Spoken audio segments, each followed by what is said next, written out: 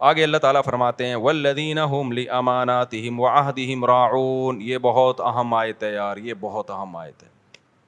کاش یہ چیز مسلمانوں میں آ جائے. امانتوں اور معاہدوں کی پابندی, ایگریمنٹ کی بولو پابندی. امانت کا مطلب کوئی بھی عہدہ آپ کو دیا گیا ہے, آپ پہ اعتماد کر کے آپ اس کو ذمہ داری سے پورا کریں.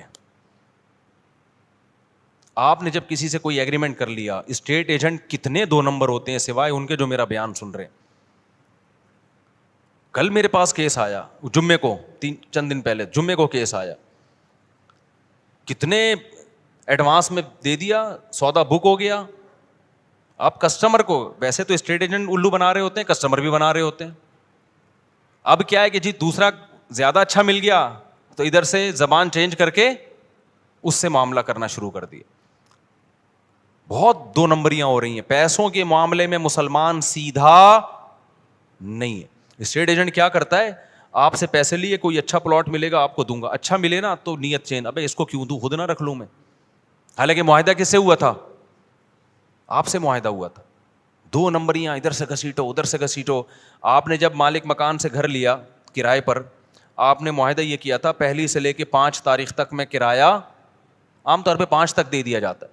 آپ نہیں دے رہے 5 تاریخ کو کرایہ, اس کا فون آ رہا ہے بھائی کرایہ کیوں نہیں دیا. آپ چلو اب دے دیتا ہوں میں. معاہدہ تو توڑ دیا نا آپ نے, معاہدہ 5 کا ہوا تھا, اب وہ کال کر کے کیوں بتا رہا ہے آپ کو. نہیں آئی بات, جو کام آپ کا تھا وہ کیوں, بیت الخلاء جب جانا ہوتا ہے دوسرا بتا رہا ہوتا ہے سر آپ 24 گھنٹے ہو گئے ابھی تک واش روم نہیں گئے, کائنڈلی اب آپ چلے جائیں. آپ کی ضرورت ہے نا واش روم, جب آپ کو تقاضا ہوتا ہے آپ کسی سے مشورہ لیتے ہو یا ڈاکٹر کہے گا فوراً جاتے ہو. تو یہ جو آپ کا ایگریمنٹ ہوا نا کہ گھر میں استعمال کروں گا اور کرایہ میں اتنے دن دوں گا, اتنے دن تک دے دوں گا, تو اب جب اتنے دن گزر گئے تو یہ ذمہ داری کس کی ہے, آپ گنہگار ہو رہے ہو, آپ گنہگار ہو رہے ہو, آپ کو دینا پڑے گا اس کو, اس کے کال کیے بغیر. سمجھتے ہو کہ نہیں سمجھتے ہو.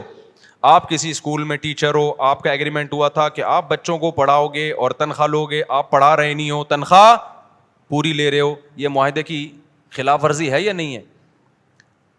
کسی سیاست دان نے ووٹ لیے اس بیس پہ کہ میں یہ کروں گا میں یہ کروں گا, ووٹ لے کے جیت گیا, اب نہ یہ کر رہا ہے نہ وہ کر رہا ہے, پوری قوم اس میں مبتلا ہے, کوئی بھی مستثنا نہیں ہے. تو یہ بہت بڑا المیہ ہے, بہت بڑا المیہ ہے. تو معاہدوں کی پاسداری کرنی پڑے گی آپ کو, مذہب کا حکم ہے. والذین هم علی صلواتہم یحافظون, اور وہ لوگ اپنی نمازوں کی حفاظت کرتے ہیں.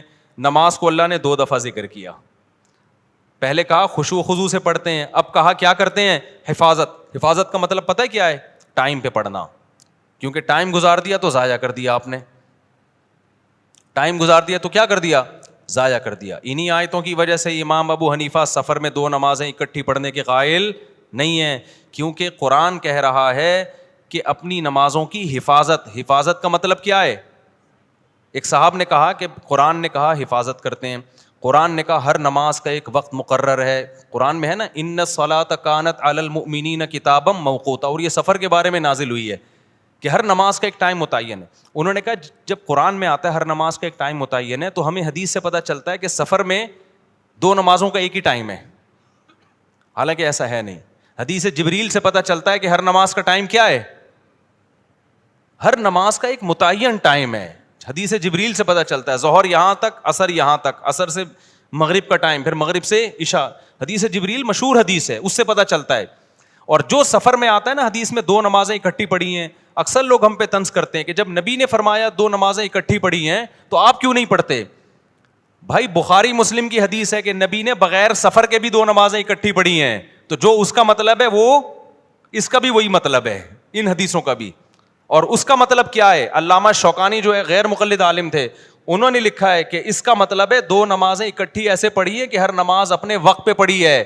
ایک کو مؤخر کیا ظہر کو, اور جب ظہر کا وقت ختم ہوا تو فوراً عصر پڑھ لی, یعنی عصر اپنے وقت پہ پڑھی, ظہر اپنے وقت پہ پڑھی.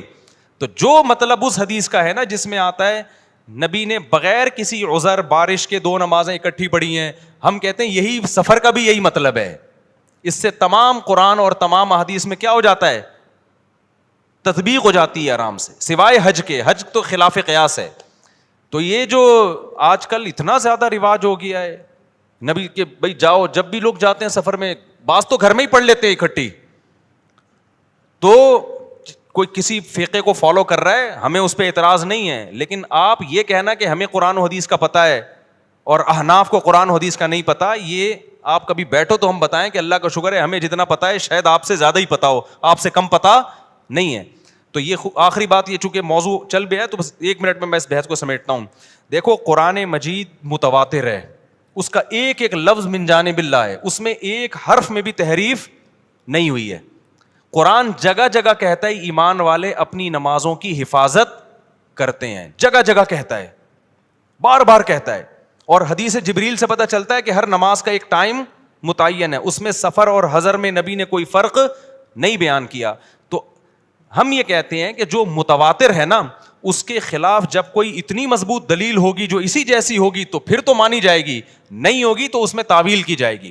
تو قرآن کے مقابلے میں جو احادیث ہیں جن میں آتا ہے کہ 2 نمازیں اکٹھی پڑھی جائیں, ان کے بارے میں خوب سمجھ لو, یا تو وہ واضح نہیں ہے کہ اکٹھی کا مطلب کیا ہے, قضا کر کے پڑھی ہے یا قضا کیے بغیر پڑھی ہے, وہ واضح نہیں ہے. بلکہ صحیح حدیث سے پتہ چلتا ہے کہ اس طرح پڑھی ہے کہ ظہر کو عصر کے قریب اور عصر کو مقدم, یہ صحیح حدیث سے ہی پتہ چلتا ہے. میں انشاءاللہ اس پہ پورے حوالوں کے ساتھ ایک کلپ ریکارڈ کرواؤں گا, ابھی تو میں اس بیان کے لیے بیٹھا نہیں ہوں یہاں پہ. تو وہ احادیث جن میں آتا ہے 2 نمازیں اکٹھی پڑھی ہیں وہ واضح نہیں ہے, اور جو واضح ہیں وہ صحیح نہیں ہے, ان کی سند پہ کلام ہے. بات آ رہی ہے سمجھ میں؟ کوئی ایک ایسی حدیث نہیں ہے جس میں آتا ہو کہ نبی نے ظہر کو باقاعدہ قضا کر کے عصر کے وقت میں پڑھا ہے. اتنی واضح حدیث ہو اور بے غبار سند بھی ہو اس کی, ایسی کوئی حدیث نہیں ہے.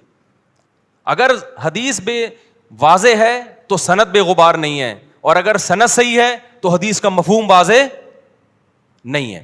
اور ویسے بھی کامن سینس کی بات ہے کہ اللہ تعالیٰ نے جو سفر میں 4 کی 2 کی ہیں, وہ 2 اسی لیے تو کی ہیں کہ ٹائم پہ ہو جائیں.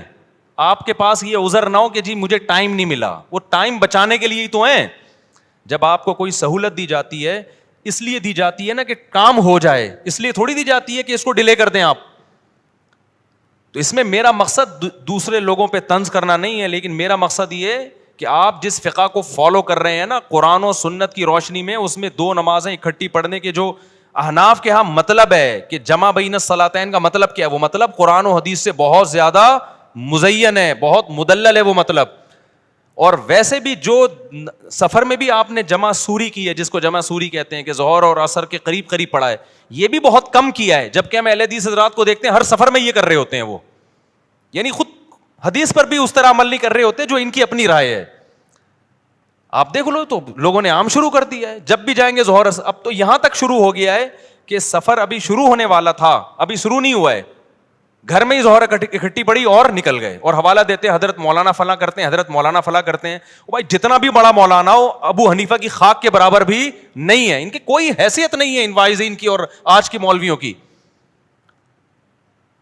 تو ہم ابو حنیفہ کی بات کو قرآن و حدیث پہ ہرگز ترجیح نہیں دے رہے, ہم ابو حنیفہ کی فہم کو آج کے اسکالرز کی فہم پہ ترجیح دے رہے ہیں. سمجھتے ہو کہ نہیں سمجھتے ہو؟ چلو آگے. تو اس لیے یہاں بھی قرآن کہہ رہے اپنی نمازوں کی حفاظت. یہی وجہ دیکھو فجر اور ظہر کو نہیں جمع کیا گیا, کیوں؟ دونوں کا ٹائم آپس میں ملتا نہیں ہے, دونوں کا ٹائم نہیں مل رہا آپس میں. آگے چلتے ہیں ہم.